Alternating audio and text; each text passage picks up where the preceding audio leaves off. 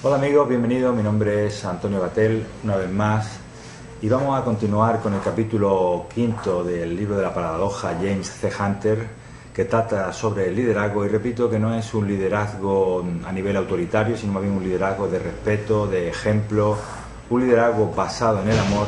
Y en este capítulo quinto, como todos los capítulos, pues empieza con una frase de Bill Hewlett, uno de los fundadores de Hewlett Packard, que dice que lo más importante para las personas es crearle el entorno adecuado para que trabajen, porque realmente las personas quieren trabajar. Es una visión optimista, y en este capítulo del entorno lo que viene a decirnos un poco que tenemos que crear no solamente el entorno físico, sino también el entorno emocional, el entorno espiritual adecuado para que las personas se sientan en un ambiente donde puedan prosperar adecuadamente. Y para ello utiliza la metáfora del jardín.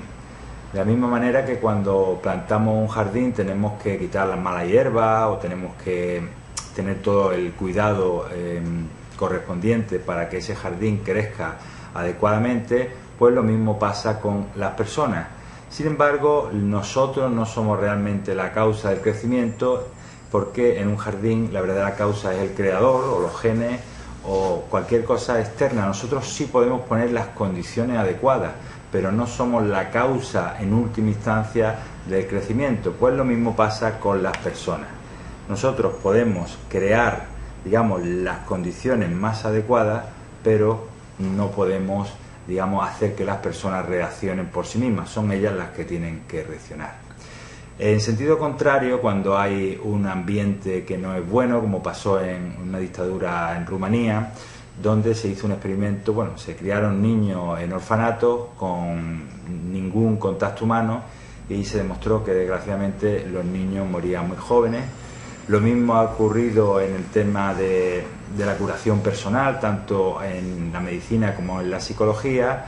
Dicen los psicólogos que ellos realmente no curan, sino que hacen establecer unas condiciones de respeto, de confianza, de aceptación, y que son las personas las que se curan por sí mismos. Y en la medicina tradicional, pues también encontraréis que muchos médicos dicen que son las personas las que se curan.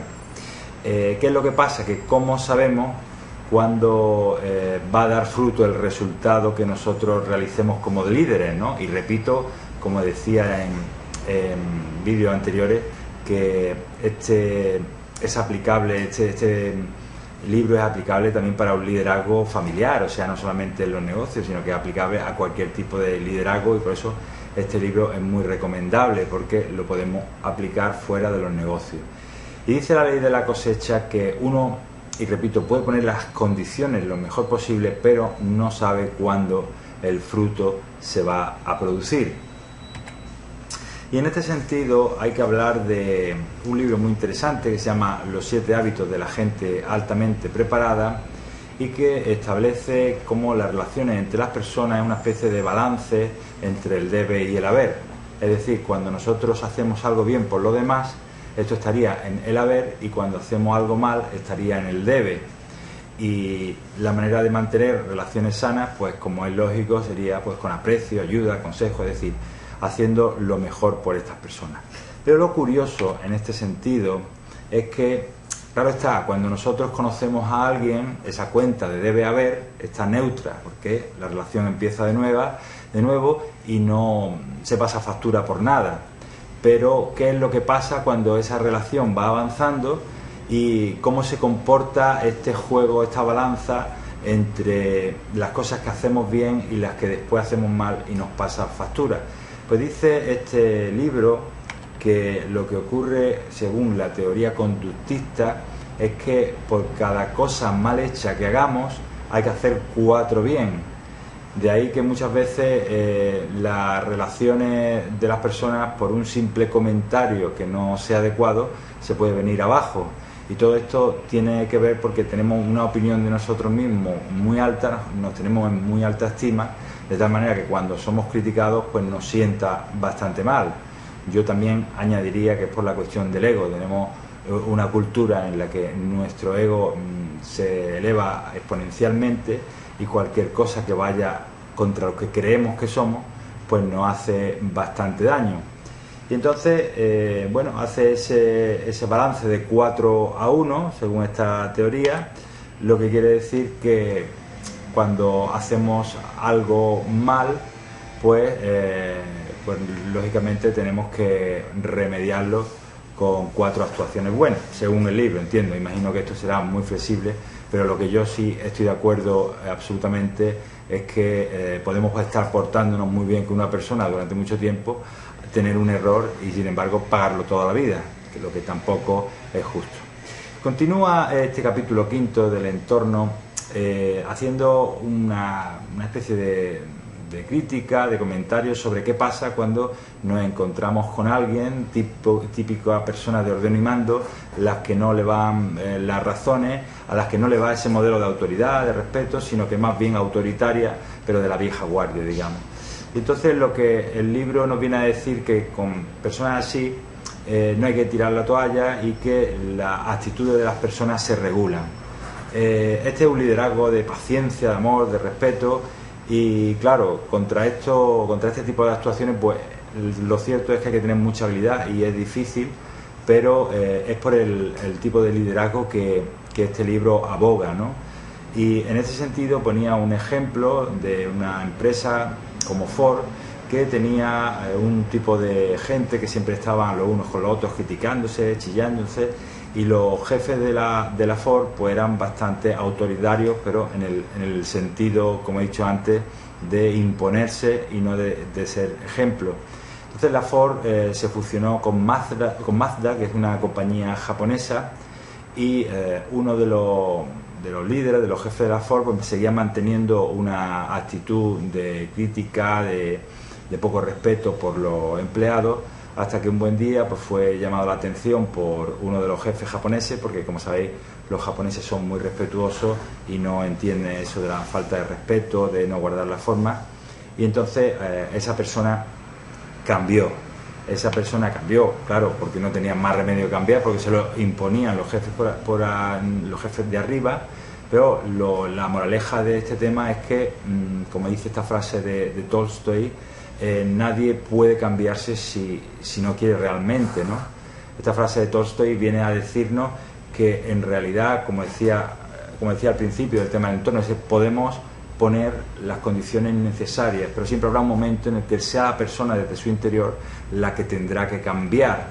Y de ahí esta frase tan interesante de Tolstoy que dice que todo el mundo quiere cambiar el mundo, pero nadie quiere cambiarse a sí mismo.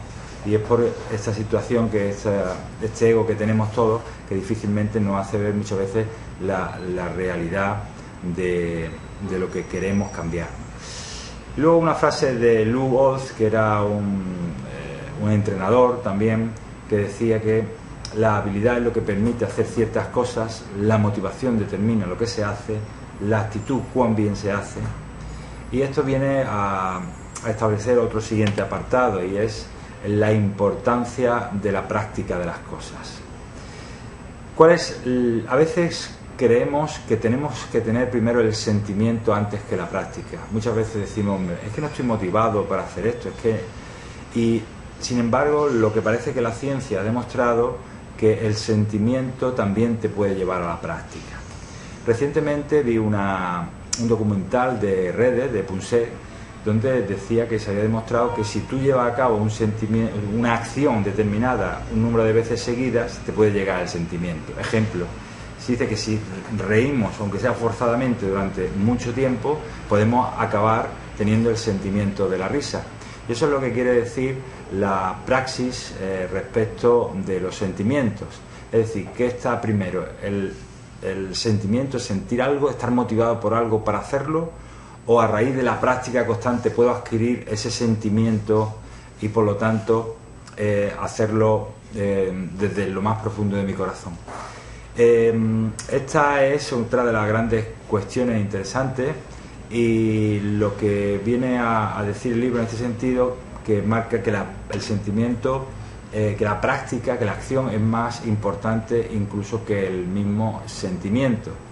De ahí que muchas veces, y en psicología se dice, que cuando tú estás haciendo una afición durante mucho tiempo, te involucras tanto en esa afición que forma parte de ti, te apegas tanto a eso, pero porque ha estado realizando esa actividad constantemente.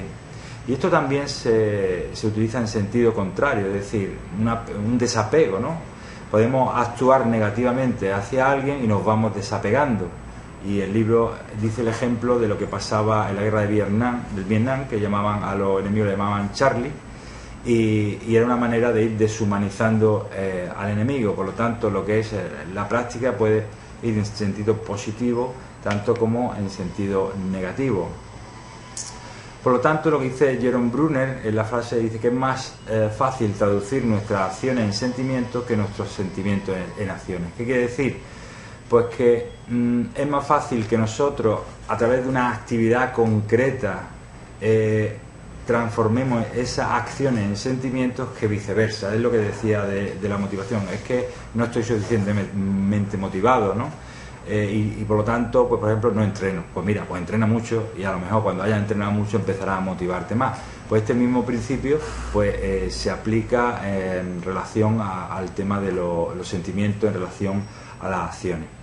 De hecho, algunas terapias para matrimonios que están en conflicto, según también se manifiesta en el libro, y es que, pues bueno, pues que en vez de que lleguen los sentimientos como por arte de magia, pues el terapeuta lo que le dice a la pareja, bueno, pues primeramente tú le vas a decir cada día qué guapa está, como si cuando fueras el novio, y él y ella a ti te va a hacer la comida con mucho cariño, ¿no?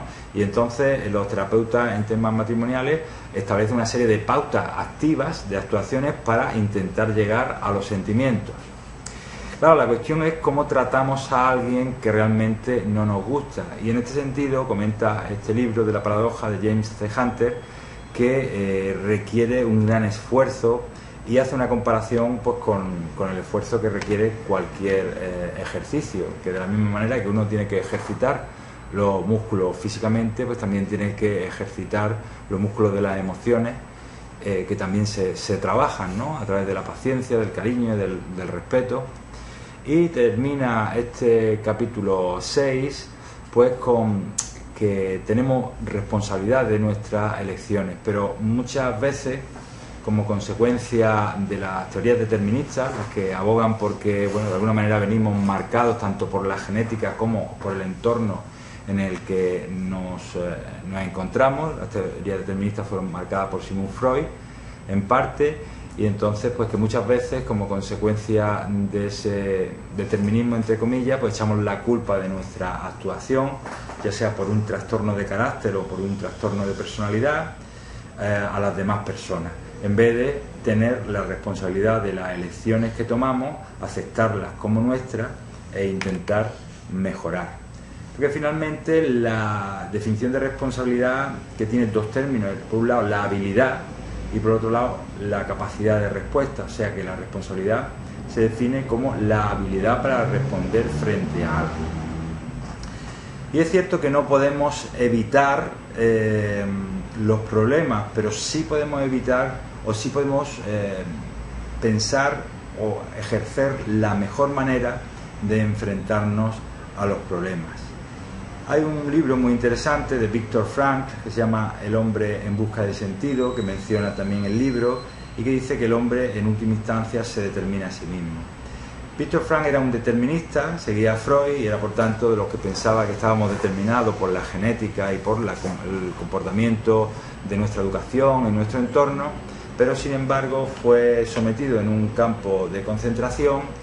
Y a pesar de ser determinista, la conclusión a la que él llega en este libro interesante es que la gente podía ser capaz de lo peor y podía ser capaz de lo mejor, todo ello sometido a las atrocidades de los campos de exterminio. Y por último, pues solo hay dos cosas en la vida a las que no podemos renunciar o por las que tenemos que pasar, y es morir y tomar decisiones. Y la voluntad es simplemente la elección que hacemos para que nuestros actos sean consecuencia de nuestras intenciones. En esta última diapositiva pues se establecen las 4 formas en las que vamos a adquirir una habilidad o una destreza según el libro, y dice que para adquirir una habilidad o una destreza primero somos inconscientes e inexpertos, es decir, no conocemos de ninguna manera el hábito que tenemos que realizar. El apartado B, consciente o inexperto, es que cuando ya sí sabemos lo que tenemos que realizar, o el hábito o la destreza, pero sin embargo no tenemos ninguna experiencia. El apartado C, consciente y experimentado, es cuando ya sabemos las destrezas y las habilidades que tenemos que realizar y empezamos a sentirnos cómodos con ellas. Y por último, la de inconsciente y experto, es cuando no solamente sabemos desarrollar todas esas destrezas de la mejor manera posible, sino que incluso ya no tenemos ni que pensar en ellas, ¿no? Que el caso típico de cuando uno ya sabe conducir perfectamente, está conduciendo, y otras tantas actividades que hacemos diariamente y que hemos adquirido como consecuencia del desarrollo de esos 4 estadios que determinan la destreza de una persona. Y para terminar con esta frase que me parece muy interesante: las ideas se convierten en actos, los actos en nuestro carácter y nuestro carácter en nuestro destino. Pues bien, amigos, muchas gracias y nos vemos en el siguiente y último vídeo para hablar sobre la paradoja del libro de James C. Hunter. Chao.